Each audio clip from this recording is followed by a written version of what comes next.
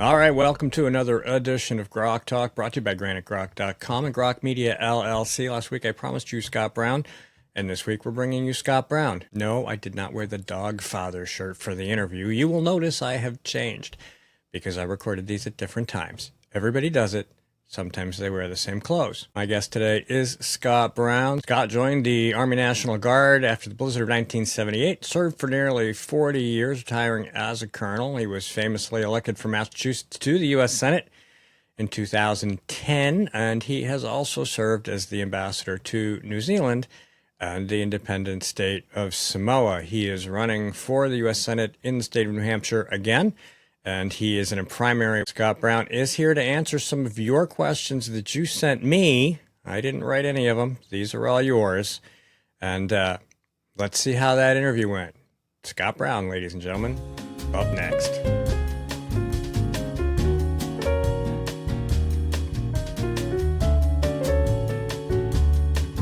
All right, welcome back to Grok Talk. I promised you Scott Brown, and we have Scott Brown. Scott Brown, welcome to the program. Yeah, it's great to be here. Thanks. All right, so we have a bunch of questions from our readers. I'm just going to go through them. Yeah, fire away. And we'll see how this goes, hey? All right, number one, would you vote for or against the Save America Act, and why?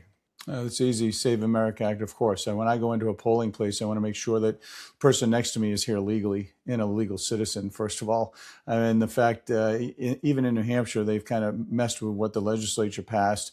And I just read something today, that the Democrats are challenging the fact that students have to show an ID. Oh my goodness. Well, they do it to buy alcohol. That's not a big deal. They do it to buy a gun. That's not a big deal. To get on a plane, to do all that, but you can't do it to vote. It's so hypocritical. I've come out, told Senator Thune, who's a friend, I went to his daughter's wedding, but he's got to do his job, and he's got to keep people there 24/7, talking filibuster to break through and get this thing passed. All right, great. Second question, should the U.S. Department of Education exist at all? And if yes, is there a narrow list of functions you think Washington should keep, and why New Hampshire cannot handle those itself? Well, obviously, Linda McMahon, who I know, I helped support her when she was running. She's a friend. She did a great job in the Small Business Administration, and now she's here in the Department of Education. The president gave her marching orders, and she's doing a lot of great things. I really would have to get in and do a deep dive. We're just going to eliminate it. Are there some functions that can be merged with maybe Treasury, for example, which makes sense? They deal with the monies. I just don't know. But I like what the president's done. I love what she's done. And in terms of funding, yeah, it's way too bureaucratically heavy. It's way too political. If we're going to do anything, I would block grant the monies back to the states and let them. Let our governor and legislature, deal with the proper funding, and it just save a ton of money. It'd be a lot quicker, speedier, that sort of thing. Okay, this is related. What other federal agencies do you think could or should be downsized to New Hampshire's benefit, and of course, the rest of the country? Well, first of all, every agency, including the Fed, needs to be audited. We need to have a full and open accounting of everything that's being spent, because it's our money. They think it's their money, and it's not. It's our money.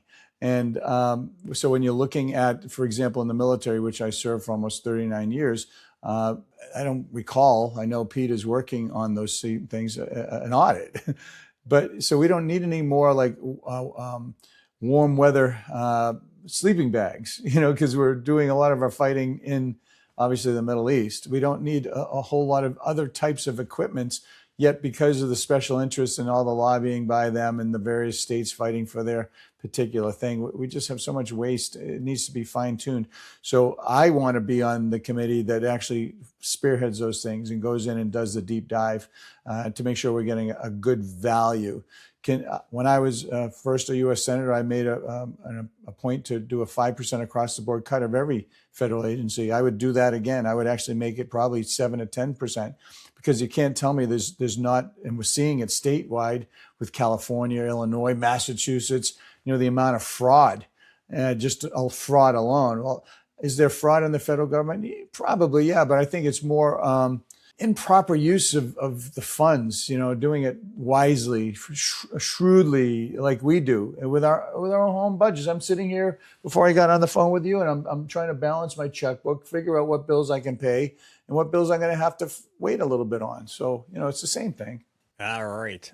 One third of New Hampshire's budget is federal dollars. A lot of states find themselves in the same situation. That gives the feds power to pressure states to do things they may not want to do. Is there anything Congress could do to help wean states like New Hampshire off this federal money? Well, first of all, I think the difference between me and certainly Chris Pappas and probably John is I will never support an unfunded mandate. And you've kind of hit on something again, like differently tangentially, in that when you're talking about unfunded mandates, what's the biggest one that affects our property taxes? It's special education. And so you're going to say, no, we're not going to take care of those kids. Well, that's not the answer. The answer is we get the money from the federal government that's mandating us to do certain things. So we're at like not a fair percentage. It's probably in the like 30, 40% of federal funding on special education. So the difference between me and the others is that 1.8 billion of the president was using for that weaponization fund. I want to take that and put it towards special education so we can pay and get our full funding. So what that does, it opens up and relieves the cities and towns and the taxpayers of that federal burden that keeps coming down. And yes, there are a lot of those types of mandates, and that's how they squeeze us. Will it ever dry up to the point where, we're not going to rely on it? Probably not, because between the interstate highways and a lot of, transportation issues, there's a lot of intertwining.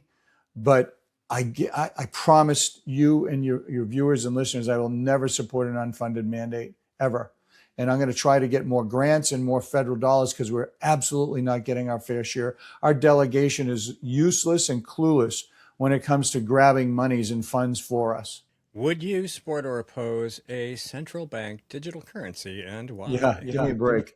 Yeah, listen, I met with Aaron Day yesterday at length, and he knows that stuff like the back of his hand, and I have a lot of respect for him. As a matter of fact, I found that he just got on the ballot for the general election.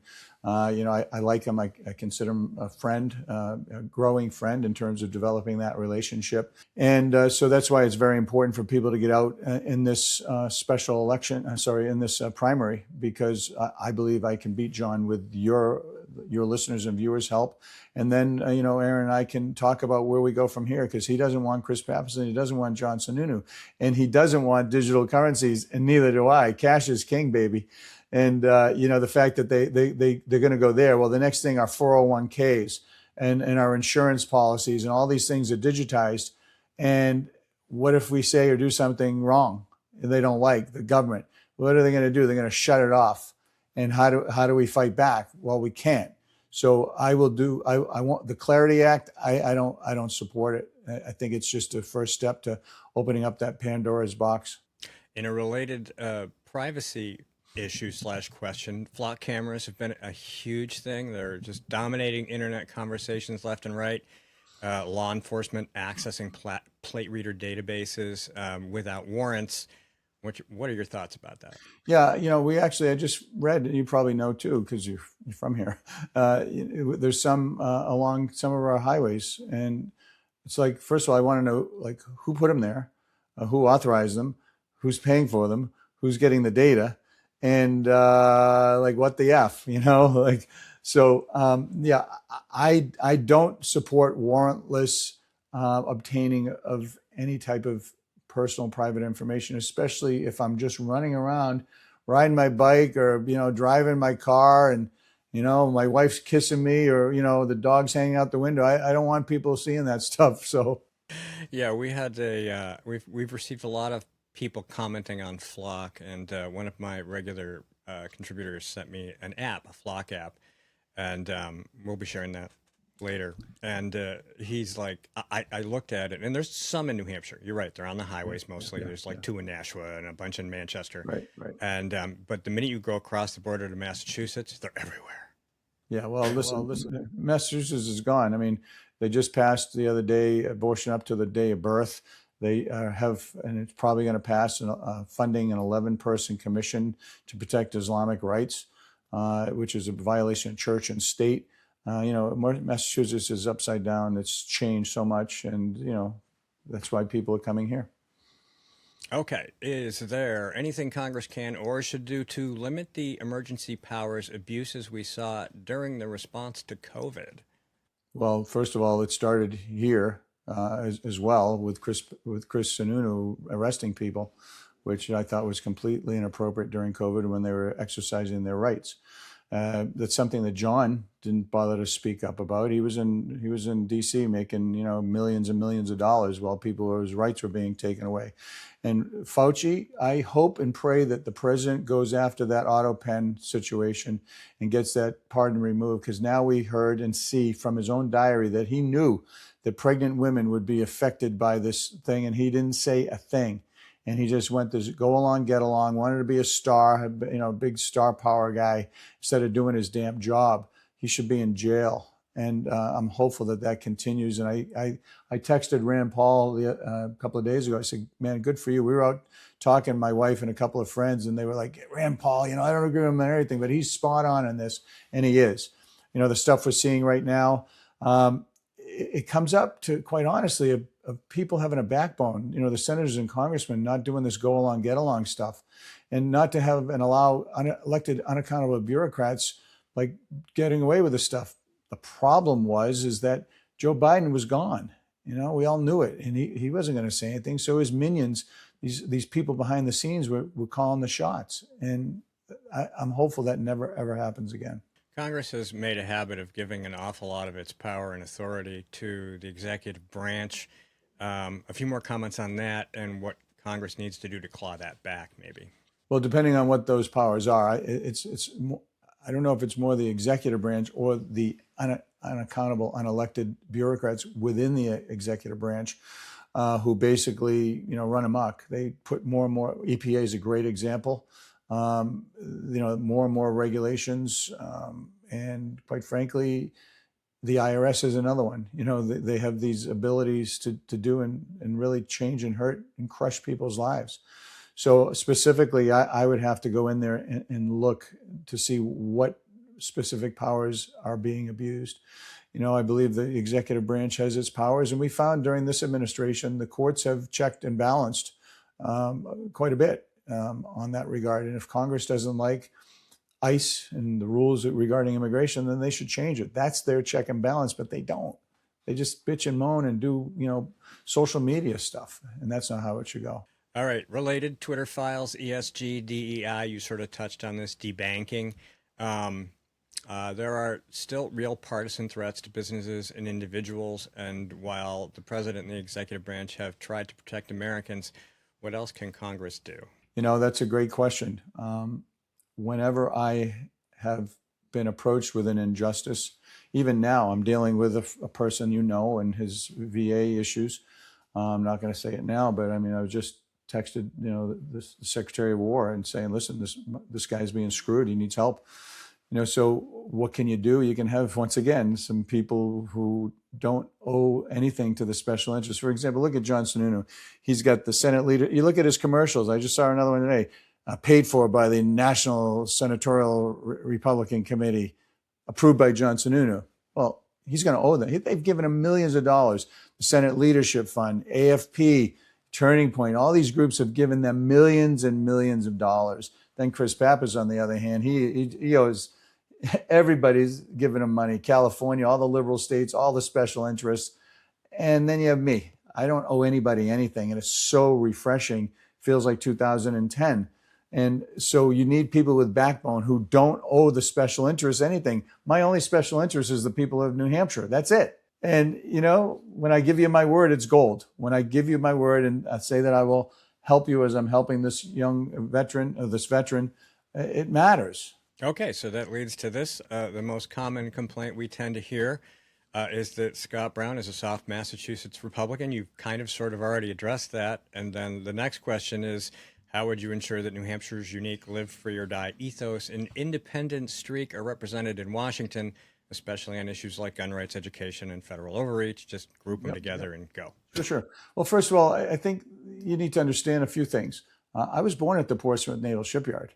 John was born in Boston. Maggie Hassan in Massachusetts. Gene Shaheen in Missouri. John Lynch, Massachusetts. 60% of our legislature is not from here. People come here because they love that live free or die mentality and that New Hampshire advantage.